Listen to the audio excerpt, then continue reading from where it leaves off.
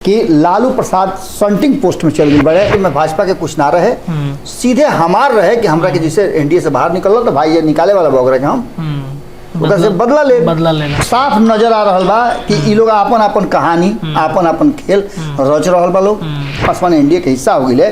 तो ई बात बहुत मजबूती से होखे लागल कि हमरा हाजीपुर चाही, हमारे पिता के सीट बा और पशुपति कुमार पारस ये बात के शुरू कर दिले कि हमरा हाजीपुर छोड़े के नहीं।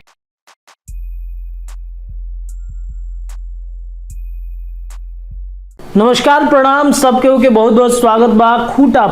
खूटा पर चर्चा होला जोन बीतल दिने बिहार के राजनीति में जोन घटनाक्रम भइल बा ऊपर हमनी के चर्चा करेनी जा। बाबा हमरा साथे मौजूद हो गइल बनी।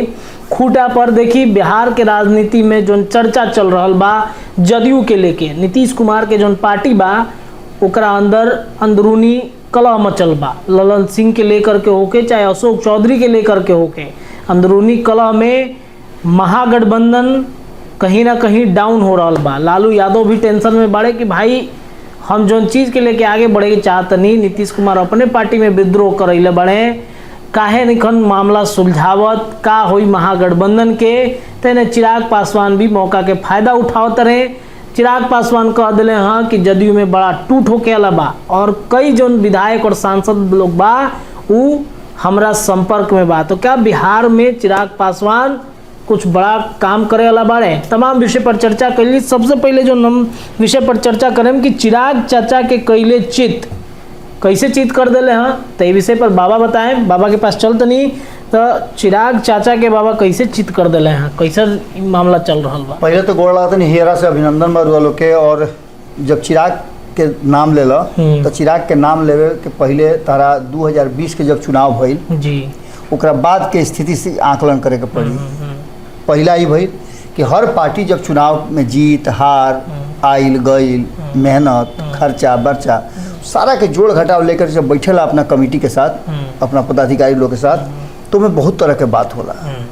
वो बात में चिराग पासवान के ई ना बुझाइल कि उनका पीछे में कोई रणनीति काम कर रहा बा। जरा खुलासा कई महीना के बाद चिराग पासवान खुद कैले जब उनका सामने से जबरदस्त झटका लागल कि चाचा 5 गो सांसद लेकर के फरार हो गए। ओकरा पहले चिराग पासवान के पीछे में रणनीति बनत रहे और रणनीति ऐसा बनत रहे कि जना घड़ी रामविलास पासवान अस्पताल में भर्ती रहन वही घड़ी रणनीति तैयार हो गई रहे कि चिराग पासवान के एजे चित कर दिया समाप्त कर दिया उनका राजनीति के ही समाप्त कर दिया कि उन्हें पिताजी के बीमारी में उलझ रहा उनका के एनडीए से बाहर करवा दिया जी।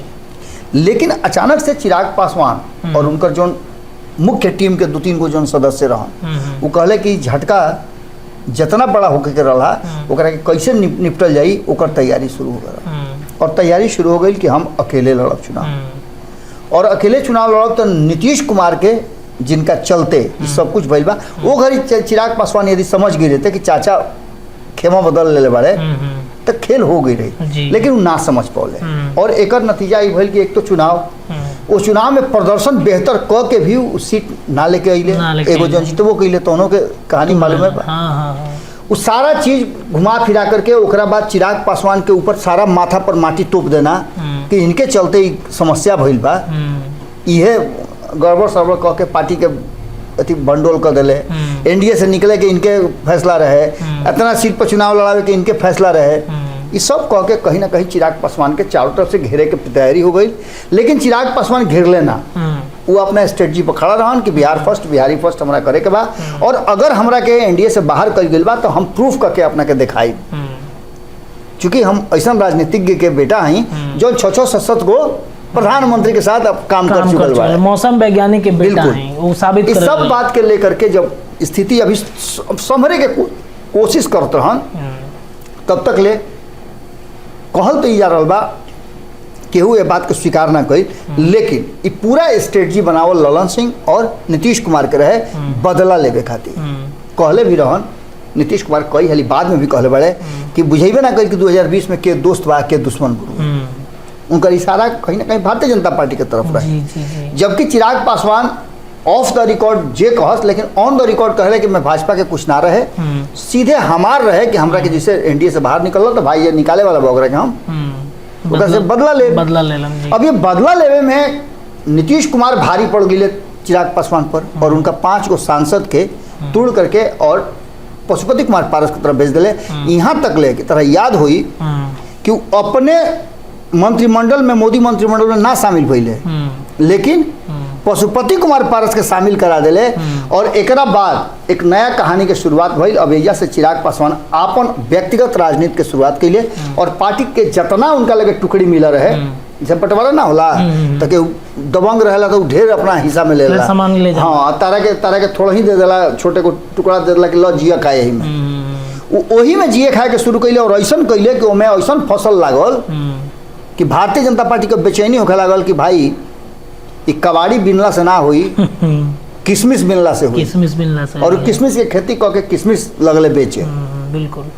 अब ऐसा स्थिति में तू समझ सकला कि आज जो वर्तमान परिस्थिति बा, चिराग पासवान के खुद भारतीय जनता पार्टी बुला करके उनका के एनडीए गठबंधन में शामिल करी ले। एकरा साथ साथ चिराग पासवान जौन स्ट्रेटजी के तहत काम करते रहे, अगर शुरुआत कैले नीतीश विरोधी रणनीति के, तो विरोध में वो हमेशा अपना के खड़ा रख ले। पिछला 1.5-2 साल में जो देखल गई तो साफ नजर आता। एकरा बाद अब वर्तमान जो परिस्थिति बनल बा, ओकरा में जब एनडीए में गई है तो निश्चित रूप से पशुपति कुमार पारस खातिर एगो बड़ा झटका रहे। लेकिन भारतीय जनता पार्टी के वो छोट मोट झटका से कोनो मतलब ना रहे। भारतीय जनता पार्टी के 2024 में अपना स्ट्रेटजी के तहत काम करे के जो स्थिति रहे, ओकरा पर पूरी तरह से टिकल रहे। इस सारा खेल, सारा राजनीति जब जगह पर आ गई, चिराग पासवान एनडीए के हिस्सा हो गए, तो ये बात बहुत मजबूती से उठे लागल कि हमरा हाजीपुर चाहिए, हमारे पिता के सीट बा। और पशुपति कुमार पारस ये बात के शुरू कर दिले कि हमरा हाजीपुर छोड़े के नहीं खे। अभी पूरी कहानी में एक बात तो साफ नजर आ गई कि कहीं ना कहीं चिराग पासवान और पशुपति कुमार पारस के टसन आगे बढ़ी। और अब चिराग पासवान के साफ कहना बा, जबकि 1 दिन 2 दिन पहले सुन ले बतूँ कि पशुपति कुमार पारस जाके मिलले रहन अमित शाह से, वो पूरे एपिसोड के दूसरा तरफ शिफ्ट करते हुए चिराग पासवान कहले कि नीतीश कुमार का कौन ऐसा स्पाई है, हाँ, भेदिया है, हाँ, जो मोदी मंत्रिमंडल में है और वहां से सारा चीज दे रहा है। एक और चीज तो सुने में आई हुई कि अक्सर चर्चा चल रहा बा कि INDIA गठबंधन जो बा, ओकरा से संपर्क और नजदीकी कहीं ना कहीं पशुपति कुमार पारस के बा कि ना बा, एकर हमनी लगे कोनो प्रमाण तो बा ना, लेकिन चर्चा के हमनी के जरूर कहब जा। और चिराग पासवान के इशारा भी लगभग उहे कह रहा बा कि वो कहीं ना कहीं पारस जी अटैच हो गई बा, चाचा बड़े और भंडोल करी है, लास्ट भंडोल कर दिए। हाँ, चलिए तो आगे जो दूसर का कि माझी आज को बड़ा ऐलान कर दिले हैं बाबा कि हम अब राजनीति से संन्यास लेवे जा रहल बनी, हम अब आगे के राजनीति ना करब। बेटा के कहीं आगे बढ़ाए खातिर माझी जी कुछ प्लान तो नहीं करत। देखो, एक तरह से लोकतंत्र के कहा जाला कि लोग के तंत्र है, लेकिन सियासत में जो लेगेसी चल रहा बा, पारिवारिक लेगेसी, वो देखले होगा कि बाप के बाद बेटा, अब जो क्षेत्रीय जो दल के परंपरा चल बा, ओकरा में तू देख लो कि रामविलास पासवान के पुत्र चिराग पासवान पार्टी चलावत रहे। अब पशुपति कुमार पारस एगो पार्टी बना ले, वह अपना बेटा मुस्कान के फेराम बड़न के दे दी। एने लालू प्रसाद तेजस्वी यादव के हाथ में पूरा रडार दे दिले बड़े। अब स्थिति बात रहा कि ई का करी है। नीतीश कुमार के चर्चा भी रहा, लेकिन नीतीश कुमार के पुत्र जौन बारे निशांत, वो तैयारे नहीं खन कि हमरा के कोनो दल में चाहे हम राजनीति में पॉलिटिक्स में आए, उनकर तो कोनो इंटरेस्ट नहीं है। और भारतीय जनता पार्टी कांग्रेस के लेगेसी तो देखते वाला, कांग्रेस में भी पिता के बाद पुत्र, पुत्री के बाद नाती, पोता, बेटा, ये सब चल रहा। और अब जौन बा कहीं ना कहीं जो इतना लंबा अपना राजनीतिक जीवन जियल है, वो जीवन में उनका बुझाता कि अब उनका पेंशन बैठ के खाई जाए ना, सरकारी नौकरी में होला, हाँ, रिटायरमेंट के पेंशन उनका चाहिए। और संगे संगे उस जगहिया पर बेटा के नौकरी चाहिए। हालांकि पहले होत रहे कि VRS ले लो तो बेटा के नौकरी लग गई आ तारा पेंशन मिले लगी। तो इहे जीतन राम मांझी के प्लानिंग बा। और हालांकि उनका पेंशन भी मिली, ये संभावना व्यक्त कल जा रहा बा, कारण कि ये बात आकर के कब अनाउंस के लिए है सबके पता बा, जब अमित शाह से मुलाकात करके अहिले आ तब कहले है कि भाई अब हमरा सक्रिय राजनीति में नहीं रहे के, चुनावी राजनीति से हम बाहर रहो। बेटा के हाथ में पार्टी पहले दे ले रहा है, तो सीधा मतलब बा कि मौका पर चौका लगावे वाला में माने माजी जी सेट करे गए हैं कि हमरा के कहीं और सेट करी। बिल्कुल, वो तो पेंशन तो मिलबे करी, अब VRS ले तो बेटा के नौकरी हो खई के बाद ऊपर पीछे पहिल का जो चलत रहे नो कि तू VRS ले लो, बेटा के नौकरी लगा दो, तारा पेंशन मिलत रही, उहे वो पुरान के अपना स्ट्रेटजी अपना। अच्छा, तो सीट मान ली कि ये में एगो चर्चा चलता है, मान ली कि उनका एगो सीट मिली लोकसभा में, तो बेटा के लड़वई है आकि केंद्र में थी मंत्रिमंडल में भेजवई है। देखो एमे दू गो बात बा, पहला बात तो चुनाव लड़ाइबे करी है, और चुनाव अगर बेटा जीत गई ले तो मंत्रियों बनी है, इहो बात बा। कारण कि यापन तो पेंशन लेबे करी है, कहिए कि भाई हम इतना मेहनत करके नीतीश कुमार के छोड़ के आइल बनी, तो हमरा चाहिए न इतना दिन सेवा कोई नहीं, तो इस सब के लेकर के बहुत प्लानिंग वे में जीतन राम मांझी के सब कुछ चल रहा। अच्छा, जदयू में बाबा घमासान बा, जदयू में लड़ाई हो गई बा, अशोक चौधरी और ललन सिंह गुट के बीच में लड़ाई खूब चलता, नीतीश कुमार शांत बड़े, कुछ बोलत नहीं कौन।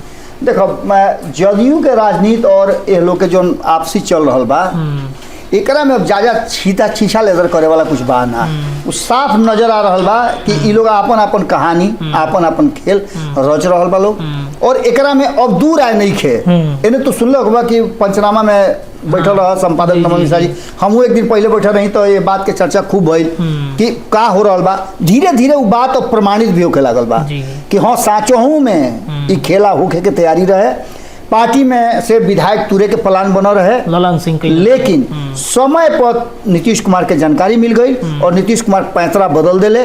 वो पैंतरा में 15 दिन जो नीतीश कुमार के एक्टिविटी रहे ओकरा के लेकर के कहीं ना कहीं जबरदस्त विवाद छिड़ल, और विवाद में कहल जा रहा बा कि लालू प्रसाद के भी सहभागिता रहे ये पूरा विखंडन में। लालू प्रसाद अपन प्रयास में लाग गई रहन, और यही चलते ये पूरा खेल भाई रहे जोना में नीतीश कुमार भेंट करे जा तो लालू यादव भाग गई रहस कहीं कहीं। हाँ, ये एगो ई बात भाई। ओकरा बाद जब ये बात पता चल गई नीतीश कुमार के, और नीतीश कुमार अपन पैंतरा शुरू कर दिले, नीतीश कुमार के बाद में जानते बड़ा कि उनका अगर नरेंद्र मोदी से बतियावे गई तो कैसे पूछे का बा ना, उससे डायरेक्ट हॉटलाइन पे बात कर ली है। बिल्कुल, अब ई जोन घटना घटल, इस सारा 2-3 गो घटना के लेकर के पूरा माने डर के मारे कहीं ना कहीं ये पूरा खेल घमासान वाला जो बात तो एकरा में तो देखल हुआ कि इन्हें अशोक चौधरी कहते रहे कि ना वो हमारे बड़ भाई है, सब कुछ ठीक ठाक बा। ललन सिंह बोले के तैयार नहीं, पार्टी के कोनो प्रवक्ता से लेकर कोनो प्रवक्ता लोग तरीका नीरज कुमार के छोड़ के सारा प्रवक्ता एकदम लंबी उड़ान में ले बड़े, बुझाते कि ज्ञातवास में बड़े, पार्टी है ये नहीं खे, एक तरीके से नहीं खेल हुआ। जी जी बिल्कुल, तो निश्चित रूप से पार्टी के भीतर घमासान तो बा, और केहुए में हाथ अपन डालल नहीं चाहता। अच्छा, लालू के कमान कट गइल बा, केकरा मिले? तेजस्वी ले लेले का पूरा कमान छीन लेले? ई तार पहिल का सवाल के जवाब हो। अच्छा, जो पहिल का सवाल तू पूछला नु कि घमासान मचल बा, ये घमासान के सृजन करता लालू प्रसाद रहन। अच्छा, लालू प्रसाद के बारे में सब कोई जानत रहे कि लालू प्रसाद जल्दी तेजी में बाड़न, भूख तेजी से लागल बा, दोनों हाथ से खाए के फेरम बाड़न। तो उनका सबसे बड़ा सोच बा कि कसहू पटक के पलट के और तेजस्वी यादव के मुख्यमंत्री कुर्सी पर बैठा दिया। अब ये फेरा में उ जोन एक्स्ट्रा जोन अपन शक्ति लगा दिले ओकरा के लेकर के तेजस्वी यादव के नाराजगी बढ़ गई। तरा याद हुई कि हम खबर को कैलर नहीं है काल है आज में। जी जी जी जी जी, वो खबर में हम ये बात बतौले रही कि तेजस्वी यादव दिल्ली से पटना लौटत रहन, कुछ निजी कार्यक्रम से गई रहन, और कुछ अपना केस मुकदमा के लेकर के उनका जाए के रहे।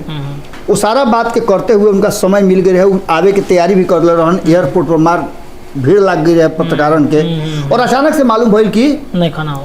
वही दिन लालू प्रसाद गई रहन नीतीश कुमार से भेंट करे। जी जी बिल्कुल। ओकरा बाद तेजस्वी यादव अपन प्रोग्राम कैंसिल कर दिले, और एक सप्ताह के बाद जब दिल्ली से अले है तो तू देख ले हुआ कि लालू प्रसाद संटिंग पोस्ट में चल गई बड़े। फिर एक हरी अपन हुए जो रथ बढ़ुए, वो रथ लेके जहाँ तहाँ घूमे लगले।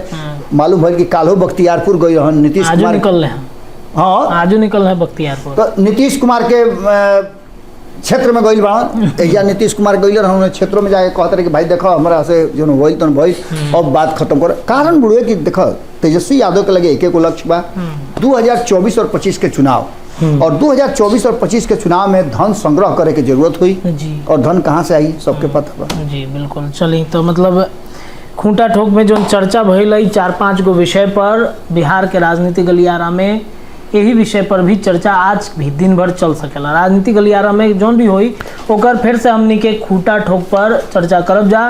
कैसा लगल जरूर बताई। हमने के चैनल पर नया बनी तो चैनल सब्सक्राइब करी, कमेंट रखी, अपन जुड़ल रही खूंटा ठोक पर और भारत लाइव के देखत रही। बहुत बहुत धन्यवाद।